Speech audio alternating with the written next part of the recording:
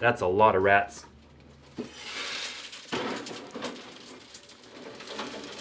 Whoa.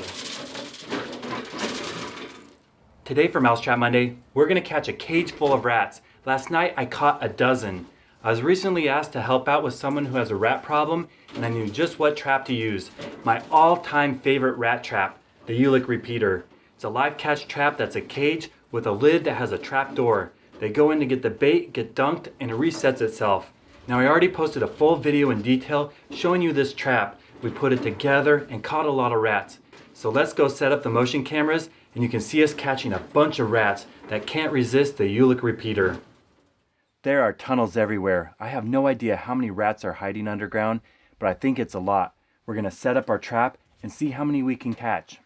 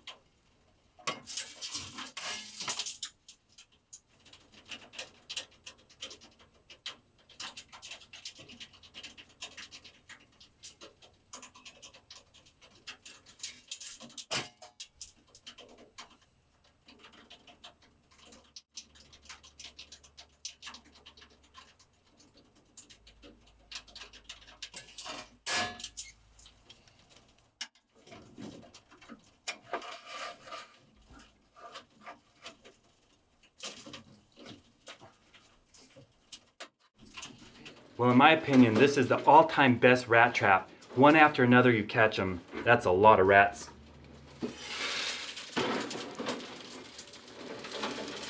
Whoa. Along with having a rat problem, there's also another rodent pest causing damage, digging under the foundation of this building, ground squirrels. So we're gonna set up the Uhlik repeater and see if we can catch the ground squirrels doing all this digging.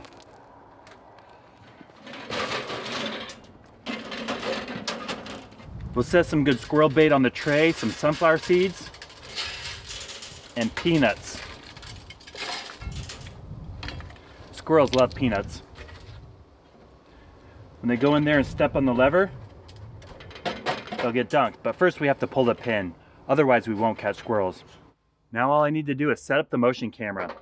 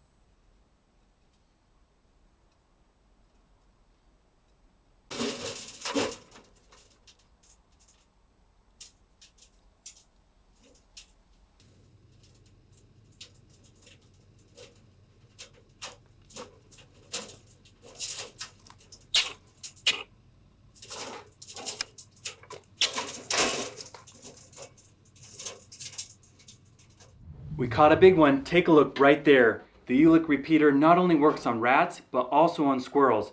It wanted those sunflower seeds and peanuts, went on the platform, hit the latch, and got dunked. Now unfortunately, my trail cameras have a timer on them. I can set them for a maximum of 2 minutes, then they shut themselves off. So we missed the action because we caught the squirrel at 2 minutes and 5 seconds.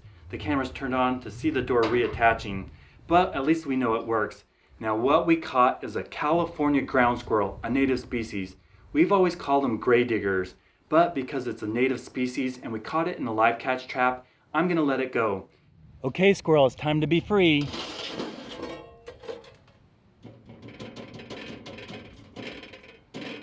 He wants to fight me.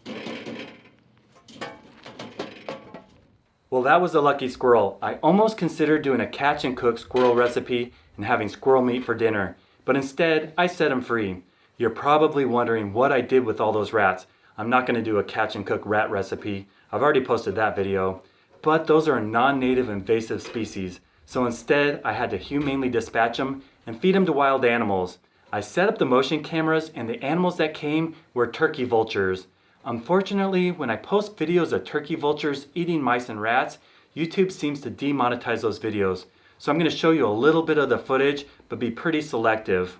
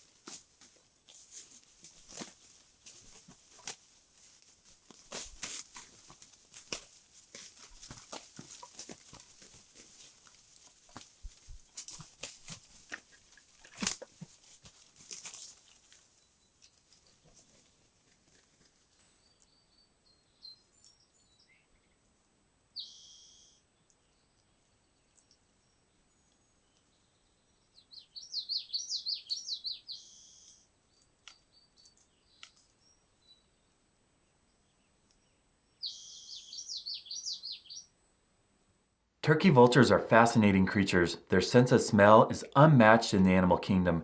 They can find a dead animal, even as small as a mouse, from way up in the sky.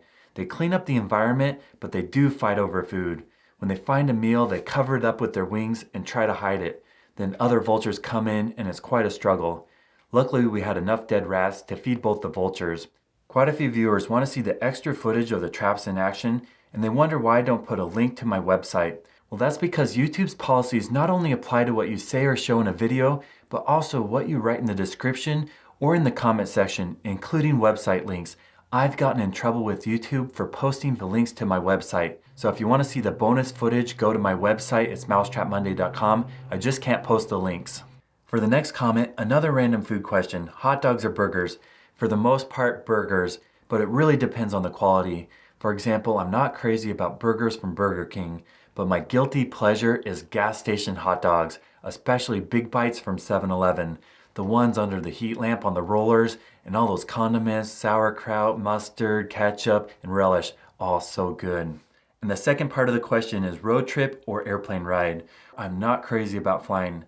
Not because I'm scared, it's just such a hassle. I haven't flown in a long time. And last week, I went on the craziest trip I've ever been on. I flew over to Pennsylvania for 1 day. I did a few meetings and then flew back. So that's a lot of flying all the way across the country. The seats were so close together, I spent the whole time working on videos like a Tyrannosaurus Rex with the people wondering what the heck I was doing with all these Mousetrap videos. And it was also such a hassle because every single flight was overbooked. And they made us check our luggage at the gate because it was too full on the overhead compartments. That really scared me. I had my cameras, laptop, and I didn't want to separate from it. When it comes to road trips, I really enjoy driving except city traffic. That's a nightmare. But I'm excited. I'm going on a big road trip this week. I'm going down to the Oregon-Nevada border to hunt pronghorn antelope. It took me 9 years to draw this tag, and it's with a muzzleloader. So I recently got a new muzzleloader. Well, it's not exactly new. This was made in the Civil War, 1862. This is a Colt 3-band 58 caliber muzzleloader, and I'm going to use it this week to hunt antelope.